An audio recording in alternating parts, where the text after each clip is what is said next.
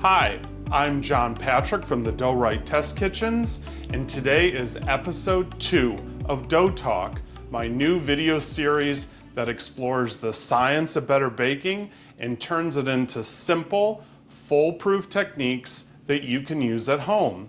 And most importantly, I answer all your questions about dough. Today's episode, my favorite, is all about cinnamon rolls. I remember cinnamon roll day when I was in grade school, and the aroma that wafted through the school was amazing. Same thing when I landed at the airport. The first thing that I smelled as I exited the jetway was that wonderful smell of Cinnabons. The aroma is distinct and amazing. We will master what makes a better, softer, and more flavorful roll. This video is not about toppings or fillings, but about mastering the dough itself. So let's get right into it. Milk versus water, and why you should scald your milk. Always use milk instead of water for cinnamon rolls. Milk proteins and fat give you a softer crumb and better flavor, but don't skip the scalding step. My Hungarian grandma Margaret used to always call me Zsuni, and she would shout at me, "Zsuni, scald the milk." I never knew why, but we always did it. And as it turns out, that heating the milk to about 180 degrees Fahrenheit and then cooling it denatures the proteins that would otherwise interfere with proper gluten formation. This gives you stronger gluten structure, which means lighter, fluffier bread. It's noticeably different. Pro tip, stir in your sugar right after you remove the milk from the heat, and it will dissolve and incorporate better. And if your recipe calls for aromatics like vanilla bean or lemon zest, this is the right time to add it so they will bloom with the milk and you'll get maximum flavor. Next, we're going to take a look at eggs. Egg yolks for richness. Use a mixture of whole eggs and egg yolks rather than just all whole eggs in your cinnamon roll recipe. Egg yolks add fat, color, tenderness, and create a softer crumb and a very much richer mouthfeel. This is a classic French technique used in many enriched doughs. The pro tip for the conversion, for every 3 whole eggs in your recipe, remove 1 whole egg and substitute it with 2 to 3 egg yolks, and you'll instantly enhance flavor, texture, and richness of your dough. Add cooked russet potatoes. Sounds incredible, but it's true. I used to live in Cleveland, and on the weekends I would often visit Ohio Amish country, and they always had the softest cinnamon rolls and enriched doughs in their bakeries. And one day I asked Mary Yoder, "Mary, what is the secret to your cinnamon rolls?" And she told me, add mashed potatoes into the dough. It sounded crazy, but I did a little bit of research, and as it turns out, adding a small amount of cooked, mashed russet potatoes makes the dough softer and keeps it fresh longer. The potato starch binds differently than flour, and it locks the moisture into your roll. Pro tip for the conversion, for every 500 grams of flour, add about 100 grams of mashed potatoes and reduce the flour by 25 grams and reduce the water or liquid milk by 75 grams. Gently mash, or better yet, rice the potatoes. Never whip them, or you'll rupture the starches and you'll create a gluey, gummy-like texture, and that's not what you want. The other important thing is salt timing.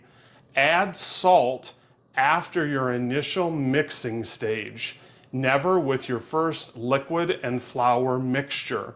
Salt tightens the gluten and slows down your yeast activity. By delaying it until the dough has had some time to develop its initial gluten structure, you will allow better overall gluten development before the salt has a chance to stiffen the dough and tighten everything up. Pro tip, the best time to add your salt in enriched sweet doughs is just before incorporating the butter at the beginning of stage 2 dough development. Once you have a loose dough ball and some gluten has already begun forming, then add your salt and continue as normal with the recipe. This next step is probably the most important of the entire video on cinnamon rolls, and that is when and how to add the butter. You want to add cool to room temperature butter in stage 2 of your dough development, not at the beginning and not using melted butter. If you add your butter too early, or worse yet, you melt it and add it in with your milk, water, or other liquids, the fat is going to envelop the dough and create a grease ball effect, and you're going to overcompensate by adding in too much flour, and your end product will be dry and crusty, not good. Think of this step as rubbing butter into the dough rather than mixing it into a batter. This method creates smooth, elastic dough that's very easy to roll and shape. This is where the sweet dough arm shines. Its gentle rub-in action keeps the butter's fat structure intact and mimics the way you would incorporate the butter the way a baker would by hand, except you're going to be doing it faster and far more consistent. Your dough is going to be soft, velvety, silky, and extremely easy to handle. And when you put it out onto your board to prepare it for bulk fermentation, you won't need any flour to work it into a ball. Pro tip on rollout and baking of your cinnamon rolls. Again, use softened butter, not melted, when you have them rolled out and you're ready to apply your fillings. The softened butter will spread like a peanut butter or a heavy icing, and this will allow for better pickup of the cinnamon and the sugar fillings, and you're going to get overall a better and more consistent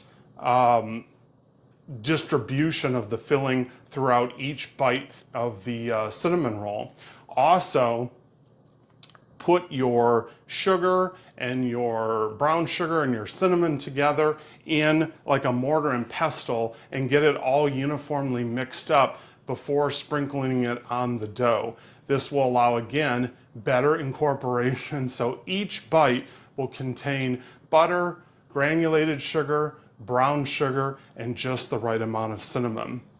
Also, just before baking, add a splash of heavy cream, and that will help keep your cinnamon rolls softer and fresher longer. And lastly, the choice of cinnamon is important.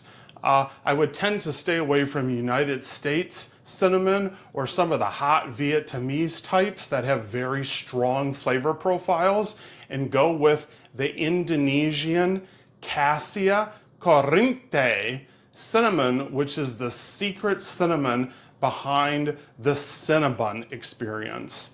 And so if you want to have that wonderful aroma in your kitchen and you want to have a balanced sweet profile that's not overly spicy or hot, then the Indonesian cinnamon is the way to go.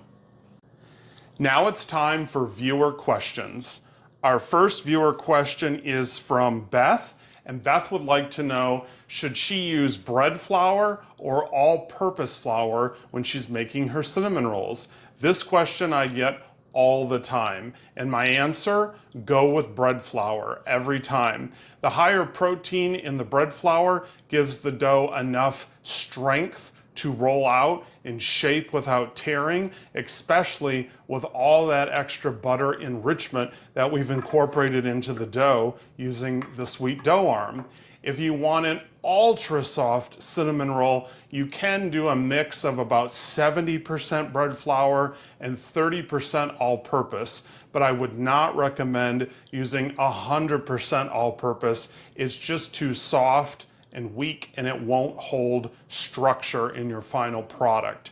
Pro tip, if you ever run out of bread flour, you can closely approximate it by adding 1 teaspoon or about 3 grams of vital wheat gluten and whisk that up into 1 cup or about 120 grams of all-purpose, and that will closely approximate the protein structure of a cup of bread flour.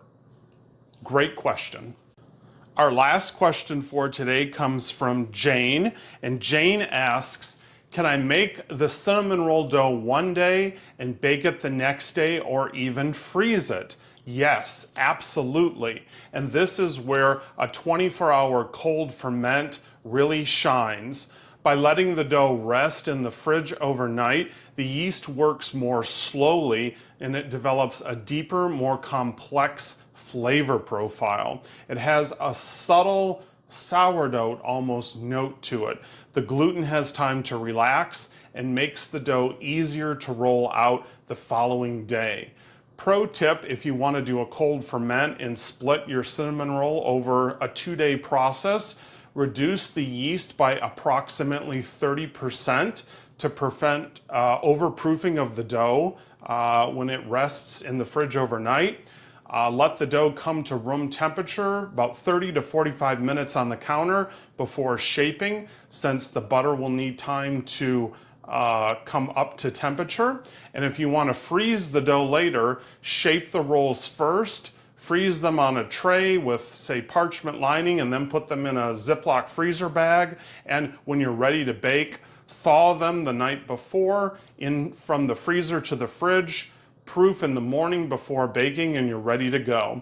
This approach gives you better flavor and flexibility in your schedule. You can prep today and bake tomorrow. Great question, Jane, and thanks for watching Dough Talk. Now let's summarize the entire protocol for optimal cinnamon roll dough. Step 1, cook, mash, and cool your russet potato. 2, scald the milk to 180 degrees Fahrenheit, take it off the burner, add in sugars and other aromatics, and cool to room temperature. Stage 3, combine all ingredients in your stand mixer bowl except the salt and the butter and mix on low with your sweet dough arm until a loose dough ball forms and gluten starts to develop. Step 4, add the salt and start gently incorporating the butter in small additions, letting the sweet dough arm fully incorporate before additional butter goes in. Once all the butter has been incorporated into the dough, increase the speed on your mixer to a medium-low or a full medium and let the final gluten development occur. You're going to stop the mixer, probably 8 to 10 minutes total kneading time, and look for visual cues of the butter is fully blended into the dough. The dough is elastic, silky, and velvety smooth, and the dough temperature should be around 75 degrees Fahrenheit. If it's very hot and humid in your kitchen and your dough temp is climbing faster than you can get your gluten developed, stop everything, put it in the fridge for 5 to 10 minutes, and restart and finish your final kneading, and everything will come into perfect balance. If you found this video helpful, please like, subscribe, and drop your baking questions in the comments section, and I'll answer them on future episodes of Dough Talk. If you're tired of dense, heavy, crusty cinnamon rolls, get the sweet dough arm for your stand mixer and bake like the pros. Available at sweetdoughArm.com. On the next episode of Dough Talk, we'll dive into King's Hawaiian-inspired rolls in other doughs and reveal the ancient Japanese technique of tangzong. This is the secret to the King's signature softness. And remember, if we're not baking in France, we must always bake like we are. Oui, oui!